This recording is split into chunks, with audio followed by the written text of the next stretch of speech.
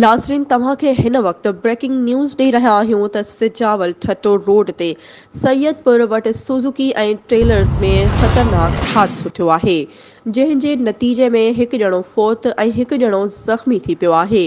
उन हवाले सां वधीक अपडेट ॾेई रहियो आहे सिजावल मां CN न्यूज़ जो सिटी रिपोर्टर शहमीर सिंधी। जी शहमीर, छा तफ़सील आहिनि?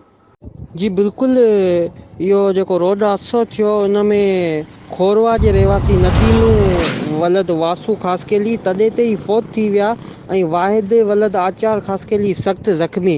फ़ौती जो उमिरि ऐं ज़ख़्मी खे सिविल अस्पताल सुजावल मुंतक़िल कयो वियो, जितां ज़रूरी कार्रवाई बाद फ़ौती जो उमिरि जेको आहे सो वारसनि हवाले कयो वियो, जॾहिं त ज़ख़्मियुनि खे ॻणती जोगी हालत में कराची अस्पताल मुंतक़िल कयो वियो। जी